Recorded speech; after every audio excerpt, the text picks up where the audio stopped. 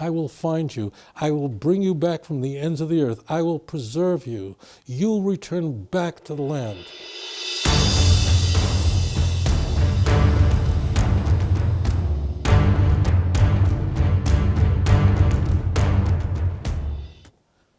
I made Aliyah 3.5 years ago from Indonesia. It's a country of 17,000 islands. Most of them are not inhabited. It's the 4th largest country in the world. Indonesia is home to 25% of coral reefs in the world. The biodiversity is simply shocking. I remember going out with a friend to some island. We'd get on a boat with a few tanks of air and just drop off into some island, and you stand there and just shocked by the beauty. It just seizes the imagination. However, this paradise does not come for free. Indonesians suffer. Yesterday, an earthquake hit Java, and the numbers now are climbing, but nearly 300 people, mostly children, were killed in a devastating earthquake. I remember in Indonesia, earthquakes were routine. It's like nothing I saw growing up in Brooklyn. I mean, in Brooklyn, when they said that the neighborhood's going downhill, they didn't mean it literally. Indonesia has mudslides and volcanoes, and when the earth would shake, you just watch the light in the middle of the room just shaking from side to side as the building swayed, and you just don't know when it's going to stop. You don't know when it's going to end. You have no control over that. It's in what's called the ring of fire. Many of these islands were created by volcanoes. That's why the land is so rich. Everything grows there. Anything grows there. And in fact, in probably the greatest wreck in the world for diving is off of Bali. The water is shocking. The water is something in the order. I remember looking it up online, like, what's the water temperature, so I knew what kind of wetsuit to bring with me. And it goes like 31 degrees. And I go, what's 31? So then I do I go on Google and I translate and I go, holy smokes, I didn't know there's waters that are 90 degrees. I mean, like, I never even heard of anything like that. The most dived wreck in the world is in Bali. It's called the U.S. Liberty. It was torpedoed by the Japanese and right in the beginning of World War II in 1942. Although it was hit by a Japanese submarine, the captain managed to beach it.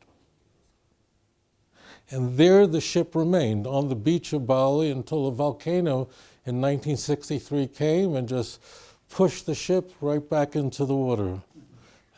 And today, that ship, I mean, if you haven't seen that ship, you haven't seen a wreck in your life. That ship is just exploding with life. So that's what Indonesia is. It's a place where beauty explodes and nightmares are born. The tsunami of 2004 hit Aceh and obliterated an island. So many thousands died. Hundreds of thousands lost their lives in the blink of an eye. That tsunami moves on. So if you ask about what is the nature of the suffering of the people of Indonesia, the answer would be fairly simple. Indonesians suffer from natural disasters. Mudslides just swallow up villages. If you ask the question, what do Jews suffer from? Unnatural. It's not natural disasters. It's unnatural disasters, almost inexplicable hatred toward our people by our Gentile neighbors. The nation of Israel has endured so much hatred, and there have been so many books that try to explain why do they hate us so much. If we all did this experiment, where we stood on the streets of Amsterdam and London and Manchester, New York, San Francisco, and just asked people, what do you think about the Jews? The only rule in this thought experiment is that the person would have to tell you the truth. Because if they don't, then people know, well, I don't know, I don't have an opinion about Jews. Everyone has an opinion about the Jews. And it's usually very polarizing. It's either I like the Jews or I really dislike the Jews, and somehow they control Hollywood and they can. It's this constant. It makes no sense in that we are blamed for communism and capitalism all at the same time when the Jews control the world. And any other people who were successful in industry and business, Asians are very successful in engineering. Jews not as much. No one blames the Asians for this. Books, so many thousands, try to explain the phenomenon of why do they hate us so much. But there is this book here that tells you exactly why. Tanakh. Tanakh lays it out very clearly. Tanakh, throughout the Torah and the prophets, we are told that the Jewish people have a unique role in the world. Before the Ten Commandments were given to our nation, Exodus chapter 20 and the chapter that introduces it, Exodus 19, we are told what the role of the Jew is. And that role is not to be a producer in Hollywood. That role is not to be an economist, doctor, lawyer, businessman. No, we are to be a mamleches kohanim v'goy kodesh. We are to be a kingdom of priests and a holy nation. That's our role. Why? Ki li kol aretz. The whole world belongs to me. The role of the Jew is to be a light to the nations. That's what we have for. Let's parse out those words, or l'goyim. Yeshayahu's use of the Hebrew language, as I've always mentioned to you, is unparalleled. What does he mean? Is this simply the most elegant use of the Hebrew language ever used in history? No. Chazal tell us, imagine a room, no windows, dark completely. Imagine if we shut all the lights out and closed all the windows and you couldn't even see the finger in front of your face.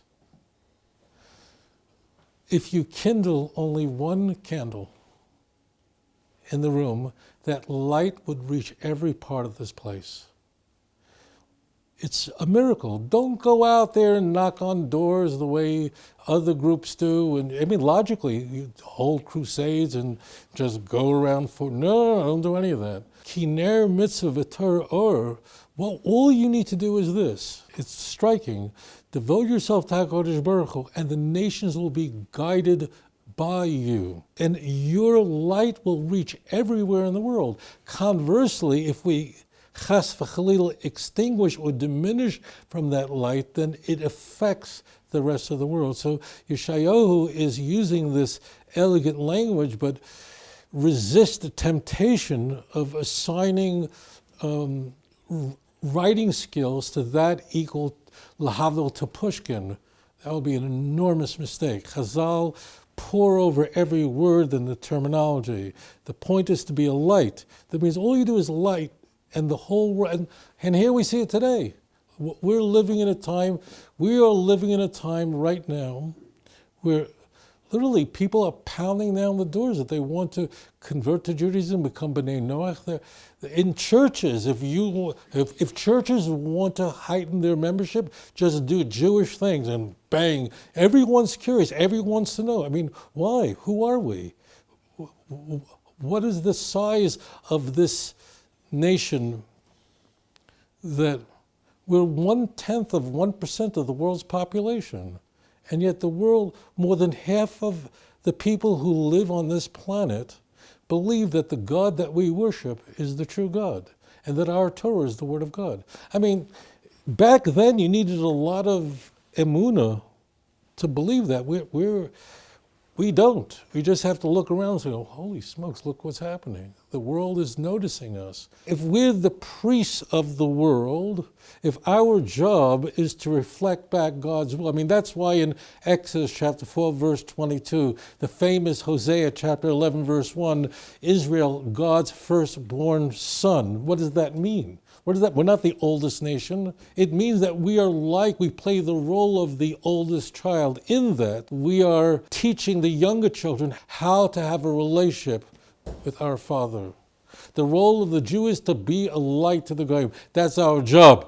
As it says in Isaiah chapter 42, verse 6, we are a covenant nation, a Brit Am. And what's the job? To be an Or LaGoyim, a term only used twice in Tanakh, both in Isaiah 42, verse 6, Isaiah 49, verse 6. Now, if we fail, chas v'chalila, if heaven forbid, we abandon that task, if we fail in that role, what effect does that have on the world? If our commitment to HaKadosh Baruch Hu brings light to the world, to someone in Bangkok, is effective. Tonight you say Kriya Shema, it affects the world. When you put on tefillin tomorrow morning, it changes the way people think in England. Conversely, what is the reciprocal of that? If chas v'chalila, the nation of Israel does not carry out that task, carry out that mandate, so instead of bringing light to the world, they bring every imaginable darkness to the world. What does that do to the nations around us? They want to go to war with God, but try flail your fists in the air against God. It won't work. So who do you go to war with? His son, Israel. It's really a system of perfection. If we turn against HaKadosh Baruch Hu, if we seek to assimilate, if we say, let us be like the other nations of the world, we're warned that's the worst thing you can do. The Germans understood very well that the danger of the Jew is that he's trying to look like us, he's trying to behave like us, but he is nothing like us. These are the Untermenschen. They have to be destroyed. This rule does not apply to any other nation. If other peoples are discriminated against, if other races are disliked, so all they have to do is start behaving like the dominant nation, and then people say, all right, Oprah Winfrey, you're okay. You're one of the good ones. And then people change their opinions of Michael Jordan because you behave like that. It doesn't work that way for the Jew. The moment the Jew tries to assimilate, then the nations, this is a continual theme in Tanakh, and then the nations want to go to war with God because, after all, we failed in the task of raising them up. And what happens then? They go to war against us. But what does HaKadosh Baruch Hu do? It's not that he tells the nations what to do. He simply, he turns his face. The words of Yeshaya uses language that's so powerful. So Hashem doesn't have to put it in anyone's mind. The theme that we find in Yeshayahu and throughout Tanakh is that it's the default baseline is the nations want to destroy you. And all God has to do is just turn his face away in wrath, and the nations will do what they want to do with you. And in fact, at any moment, if God, chas v'chalila, turns his face away, the nations will rise up and destroy you. And the only reason we're here is not because of an F-16 or an M-16. It's only because God's hand is upon this land. That's it. And we say it in the Haggadah on Passover, on the Passover evening. Don't think for a moment that what happens on the night of the 15th day of the first month is just a Memorial Day, like they have in America, Memorial Day. You remember July 4th? No, it's not remembering. It's you have to know that in every generation they want to rise up and destroy you. And it's only HaKadosh Baruch Hu saves us. There's always that potential, that force, that kinetic hate that's there, that's waiting to destroy you. And what HaKadosh Baruch Hu, all he has to do is to turn his face away for a moment, and the Goyim will come to kill you. That's all it takes. He doesn't have to whisper in the ear, do this. He just has to chas v'chalila, turn his face away. In the delicious Isaiah 54, halavai, the church would read this chapter, where HaKadosh Baruch Hu refers to his servant, the nation of Israel, in the singular as in 53. But here the servant is the woman who's never had a child, the woman who's hated and despised. And it culminates so beautifully. And these are like the waters of Noah. Just as the waters of Noah will never destroy the world, no weapon forged against you will succeed. And ultimately, you will be saved. But it is in that chapter, in verse 8, where we're given this key that in wrath, all I have to do is just turn my face away from you for a moment and bang. The nations will come up against you. And it's only Hashem's hand that's on you that preserves you and protects you, and he will never allow corporate Israel to be destroyed. When we explored Isaiah chapter 9, one of the most towering passages in all of Yeshayahu, we witnessed for ourselves the words of the prophet, telling us about the destruction of the northern kingdom of Israel. They had turned against God in a bitter way. They fought with each other, and there was complete corruption. They were destroyed by the Assyrian Empire. The Assyrian Empire was, at the time, roughly 2,700 years ago, the greatest, most powerful empire that the world had ever known at the time. There was nothing like it. The Assyrian Empire had destroyed the northern kingdom of Israel. For those who don't know this, that during that period of time, from after the death of King Solomon, his son Rehoboam becomes king, it wouldn't take that long for a civil war to erupt here in the land of Israel, and there's a split in the nation. There's a northern kingdom of Israel and the southern kingdom of Judah. The northern kingdom of Israel is everything essentially north of where we are right now, everything north of Yerushalayim. And in three phases, Assyria would come and not just destroy the northern kingdom of Israel, but carry them away. That was the policy of the Assyrian Empire. It was tactically very, very efficient. They understood very well that if you conquer a nation and subjugate them, eventually the people will rebel.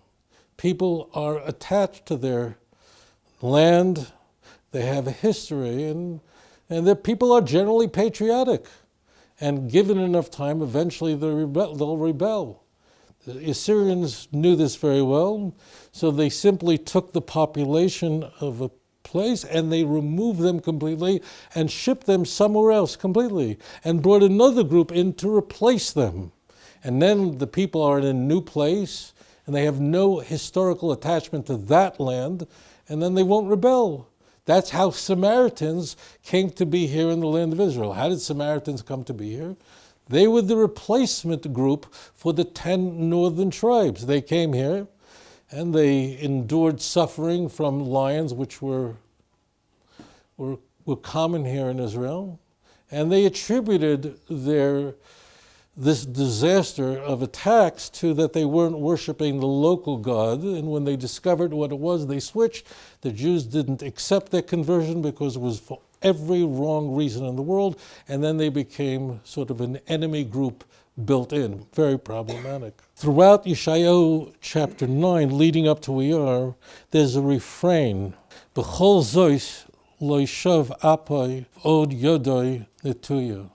With all this, everything that you've done, 3 times we have in Isaiah 9, all this, he's speaking to the kingdom of Israel, to the northern kingdom, all that you've done, the corruption, the infighting, the fighting between Ephraim and Manasseh, your idolatry, my rage will not recede, and my hand is stretched out against you.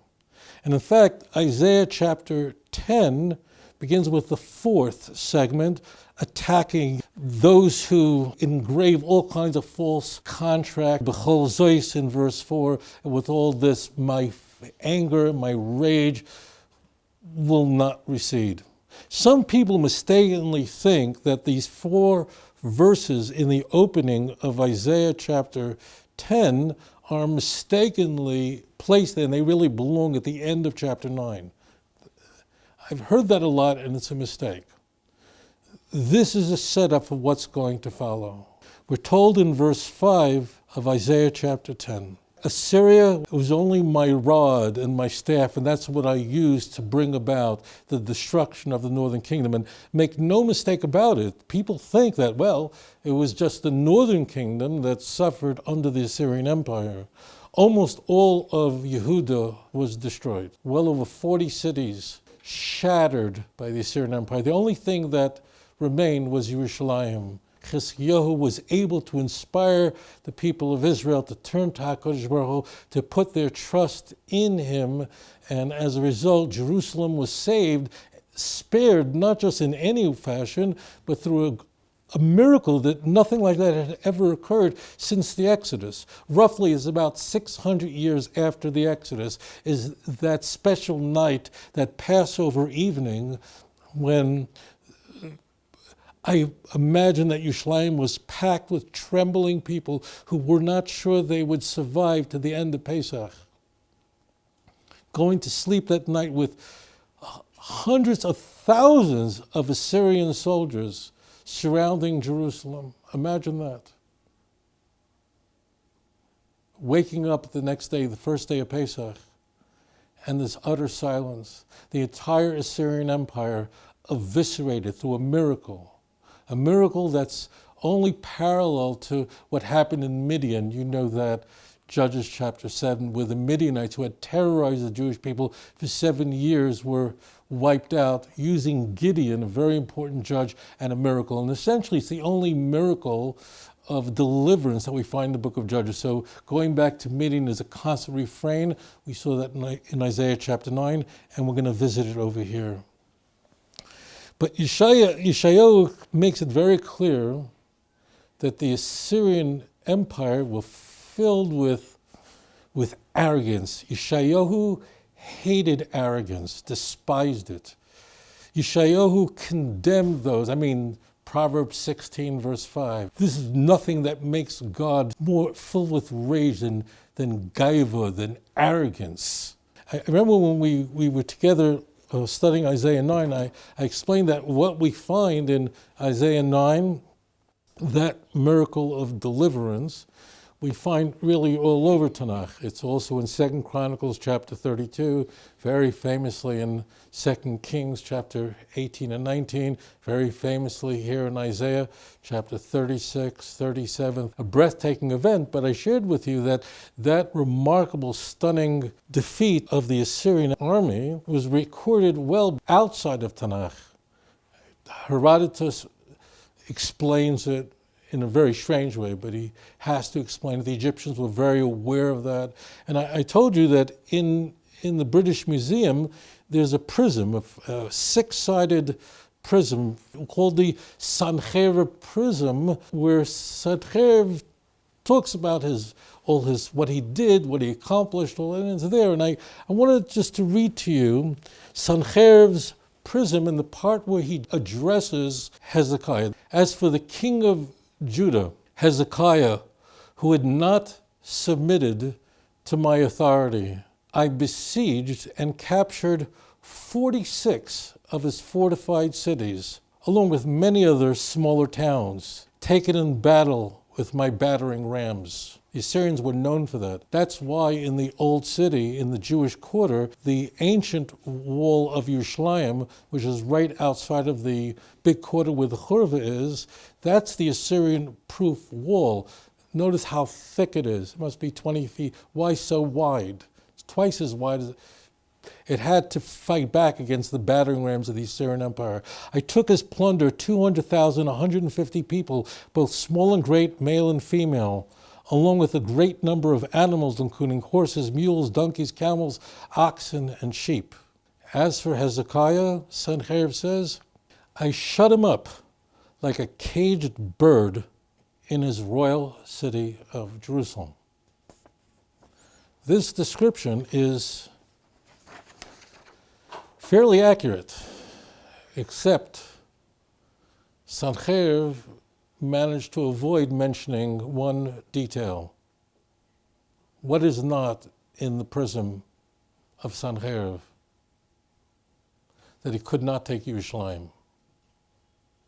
The most he could say is that Chizkiyahu, Hezekiah, was like a bird in a cage. I was interviewed on an atheist show probably about 2 months, but very, very regularly interviewed on different shows around the world. Some of the shows are people who are atheists. And one of the people asking, how come the Egyptians, there's nothing in the Egyptian writings that survived that mention anything about the Exodus? And I replied, well, when Israel in 2007 destroyed the Syrian nuclear reactor, Syria didn't talk about it. To this day, they don't discuss it. People don't talk about their defeats, they talk about their successes. And for this arrogance, Yeshayahu describes the language of Sancherib, saying, what do you mean? I could take you all out.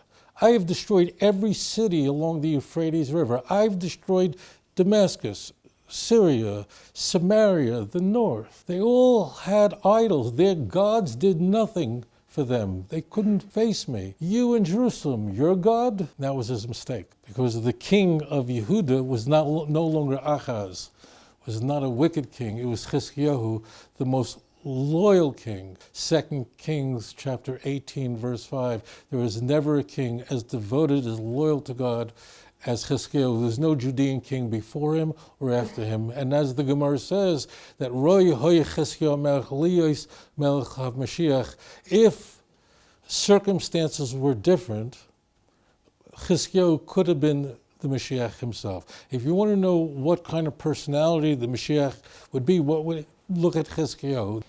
It's very interesting. In verse 20, it'll be on that day that the remnant of Israel and the survivors of the house of Jacob will no longer rely on their attacker.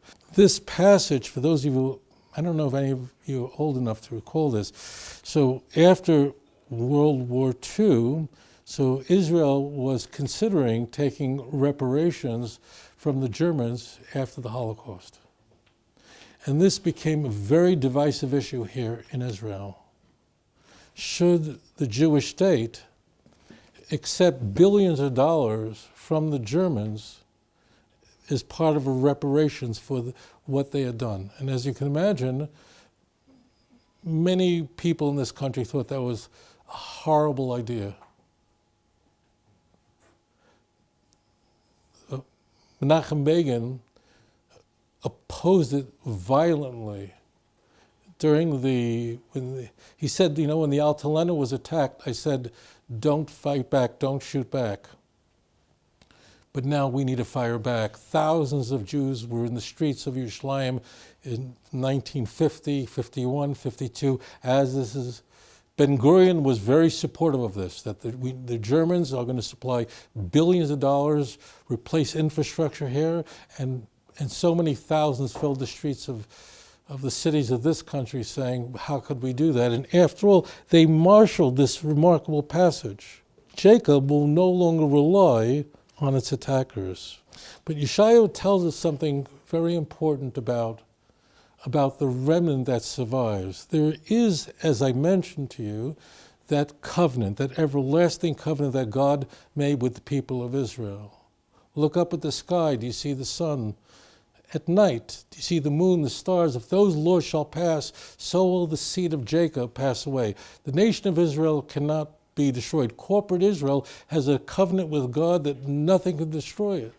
And the Torah says very clearly, it says, look, it's not because of you, but I made a promise to Abraham, Isaac, and Jacob. However, although covenant corporate Israel cannot be destroyed, no individual has that guarantee, has that assurance. Because in order to have that covenant, you have two things.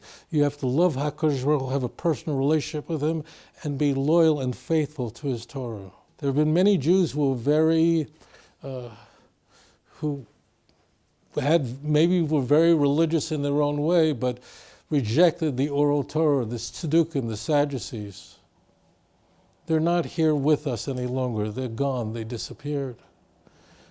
Many Jews did become Christians in the first century. They're gone. They've disappeared. Where are all the Jews who became? They're all gone. Who are the Jews that are here today? There are only those who embraced the written and oral Torah and didn't join the other religions of the world. Where are the grandchildren of Peter? Peter was a married man. Where are his Eniklach? Where are his great-great-grandchildren? They're gone. Don't fool yourself. There were many Jews who did become Christians in the first century and the second century. What they all have in common is their grandchildren are no longer with us. They disappeared because they've lost the covenant. There's no question in my mind that HaKadosh Baruch Hu has mercy on the Jews who converted but were forced to convert, and their great-great-grandchildren, unbeknownst to them, they think they're not Jewish, but God brings them back. But the Jews who joined other religions, they're gone. They disappeared. According to Amos and Isaiah chapter 6 and in Amos chapter 5, only 1 in 10, only 10% of the nation survives. And this is the question the church must answer. All the other groups have to answer. What happened? Why did God only preserve those Jewish people who rejected the teachings of Christendom, who rejected the teachings of the Tzdukim, who rejected the teachings of who rejected it all? Only those are the ones who are preserved. You will meet many Jewish people who are not religious. But if you ask, tell me a little bit about your great-great-grandfather. Oh, my great-great-grandfather. Let me tell you about my great-grandfather. He was the chief rabbi of wherever, because it had to be like a chief rabbi. If he's not a chief rabbi, he didn't make it. So HaKadosh Baruch Hu is doing a miracle with the nation of Israel. If you are faithful to me, you will defeat your enemies in battle. Keep your eye on the land. If you turn away from me, they will defeat you. I will preserve a remnant. Who will be preserved? Deuteronomy chapter 7, verse 9. Only those who are loyal to me. And that's how Isaiah chapter 10 wraps it up. There's a remnant, only a remnant that has survived. And that remnant, that's the Shar Yoshev that returns back to the El Gibor. Very important words, because what's Shar Yoshev? If you remember this, I'd be very impressed. Who is Shar Yoshev? Shar Yoshev is that son of Isaiah in chapter 7, verse 3, the older son of Emmanuel. Shar Yoshev, the remnant, will remain, because they turn to the mighty God. Where does that come from? Isaiah 9. There you see that the mighty God, as we talked about in Isaiah chapter 9, that mighty God is HaKadosh Baruch Hu. And we are living in a remarkable time, because we are witnessing firsthand God's miracle, that He kept His promise. I will find you. I will bring you back from the ends of the earth. I will preserve you. You'll return back to the land. Oh yeah, nations will come up against you, but I will protect you. But don't think for a moment that's because of your wisdom, because of your strength, but rather, as Zechariah chapter 12, verse 8 and 9 describes, that God will miraculously take the children of Israel, even the weakest one will be like David, even like the angel of the Lord of hosts. And we are in fact witnesses for whatever reason. I confess that I can't explain this to you, my brothers and sisters. I confess that why was I zeicha to be here? Why do we merit to be in this remarkable moment in Jewish history? And our great-great-grandparents not only never saw this, but never could imagine this, and we're here. It's according to His wisdom and understanding. But the God of Israel, the Netzach Yisrael, Lo Yishaker, He keeps His promise. The God of Israel is our rock and our Redeemer, and that is the message of Yeshayahu. Thank you so much for joining me tonight. אדון עולם אשר מלך בטרם כל יציר נברא לעת נעשה